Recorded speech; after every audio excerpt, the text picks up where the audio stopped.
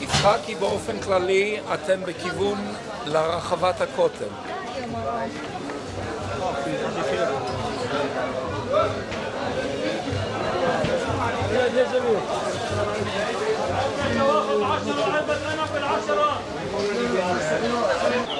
Benji, what is Via Dolorosa? Via Dolorosa is the virtual path of the 14 stations of the cross which Jesus took from his last journey, schlepping the cross on his shoulder to the place where we saw in the Church of the Holy Sepulchre, the place where he was crucified. And from the same place he was crucified, his mother and wife took him down and dressed the body and left him in the Holy Sepulchre. And he disappeared. How do you explain the Jerusalem syndrome? I don't. What's the cause? I've read an awful lot about it. Tell us. I still don't claim to understand it, and neither do. On one leg. On one leg, all that you can do with Jerusalem syndrome is cure it. And you can only cure it by a huge dose of calming the person down physically, putting him on a plane and flying him back to Buenos Aires. I meant, what's the trigger? What triggers Jerusalem syndrome? On one leg. It isn't a story for one leg. Second leg. All I can tell you about the standing on one leg is that Jews do not generally suffer from it.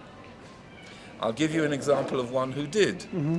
There was a South American-born Florida real estate guy, very, very young, who came here with his millions. Mm-hmm. The first thing that he did was to buy the most important football team in this country, soccer. Okay? Mm-hmm. His name was Aguirre, not that important. The last place he was known to have inhabited as a free citizen was that he was climbing the fence into Gaza, and when the soldiers came and pulled him down, he said, "I'm just going to release Gilad Shalit." And they said, "Okay, sunshine, you will be disappeared." And he was disappeared. What? They put him back on his ship in Florida, and the ship was found abandoned with no Aguirre. Why do Jews suffer or enjoy Jerusalem syndrome? Because Jerusalem is full of the kind of energy that Jews, please excuse me, this is not favoritism, but Jews know how to utilize, what to do with it, and to keep a level head. What we are talking about is actually the attempt of people like me, may I rest in eternal peace for saying so, who actually try to bring down celestial Jerusalem to an earthly Jerusalem. Yeah. Mm-hmm. And there are people, by the way, there are two offshoots of this particular disposition called Jerusalem syndrome. One of them is Americans in Florence, and the other is Japanese in Paris. Really? Some similarity. You'll find it on the net, you'll find it as an explanation, you won't find it as a therapy because there is none. Yeah. And we all know the dangers of Jerusalem syndrome. It's jihad. What do you mean jihad? Could you paraphrase? It's jihad. Once you became a fanatic of Jerusalem and for Jerusalem, you'll kill. Okay. Is there any chance? Jihad is the ultimate Jerusalem syndrome. Is there any chance? No. Isaac, you're a star. No. You're an absolute star. Let's go to the church now. Okay. Let's go to the mosque. Allah Akbar, Allah Akbar. No, we can't have any of that stuff. Baby, don't film me. I got a syndrome. Yeah. I'm flying. I'm the Messiah. I'm the Messiah. Here. I won't show this to Benji. Don't show to anyone. Don't show to Benji. They get addicted to the kind of like the mystical aspect of the place, and there's something here. There's something here that's different. There's something here for sure. Everyone here feels there's something special and different. Do you feel that? Of course. If all Jewish people have a special vision, a special ability to see beyond the natural reality. We all see that there's something beyond it. Like for instance, in the last war, all these miracles that happen, you know, you see a miracle, you say, wow, that's a miracle. God is interfering in the physical world and making this happen. But in certain places, that realization is stronger. And here is the place where it's really, where it's most visceral.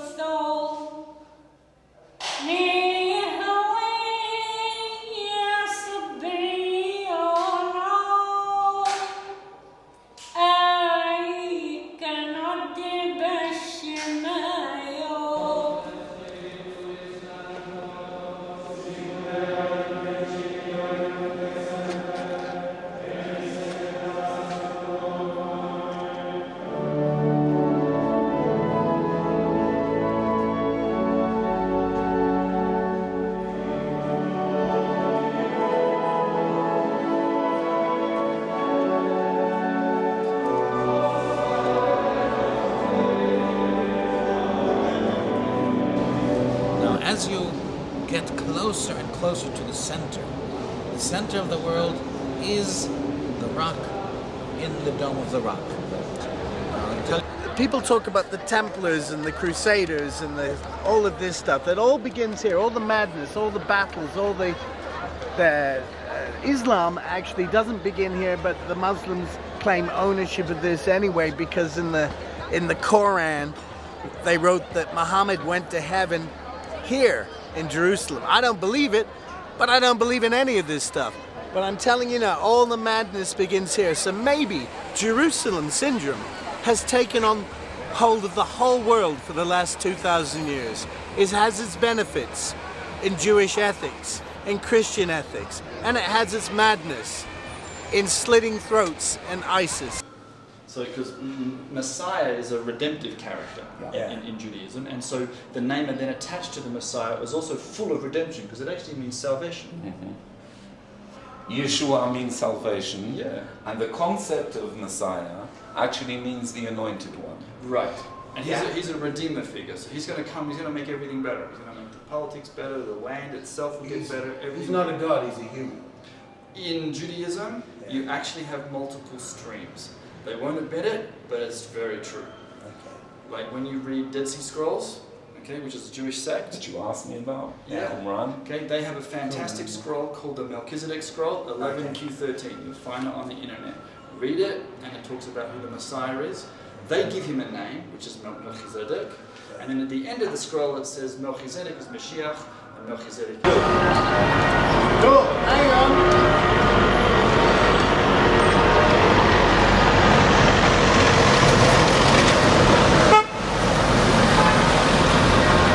Now the other one pointing to the Jaffa Gate.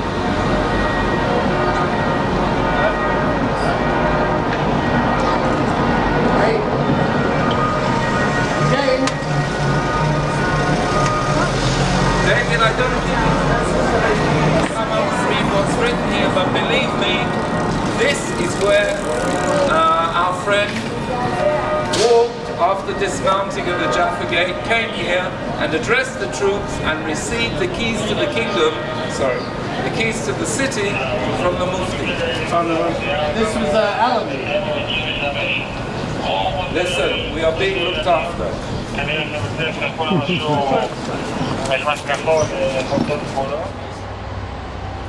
Okay, we're all going into the American Colony Hotel. Welcome.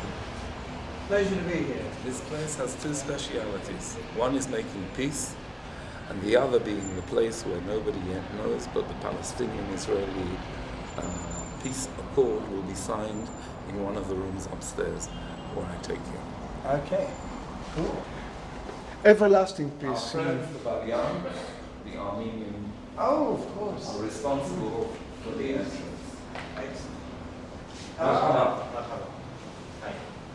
We've come to smell the diplomacy and taste the Taiwan. Is that okay? Yes. You're very kind. Where would you suggest we see?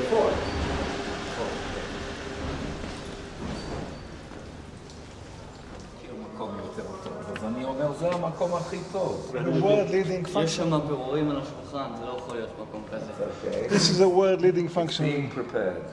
This, my friends, and you can have it in writing, this room is the place where the agreement is going to be finally signed. Really? אתה מבסס הכל על תחושת בטן? לא, על זה שאני נביא. אבל אין נביא בעירו. אחד זה תל אביב, לא ירושלים. So this is one of the signers. No, I don't know where they signed it. They didn't sign it here, they signed it in Oslo. The negotiation. This is the entrance to the Temple Mount, Oh, cool. and we're taking this as an off chance that we'll be able to get in there, because the wise man back there said I have to go to Morocco. The Morocco. Is this the Morocco gate? Cool. David, Yeah. this bizarre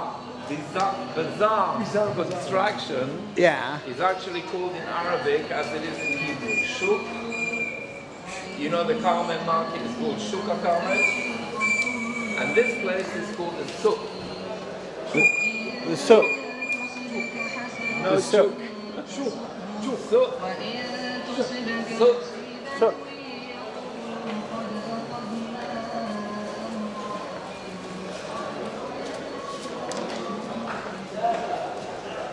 David, I think you and I have to use your charm on the gatekeepers and on the policemen, My English charm. your English charm. Of course.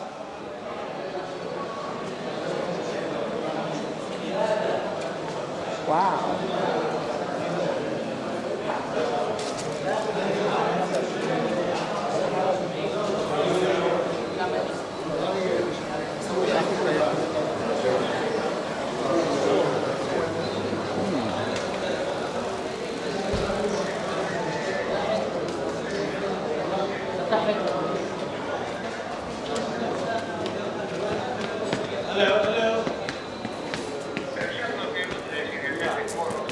In English, I can't film.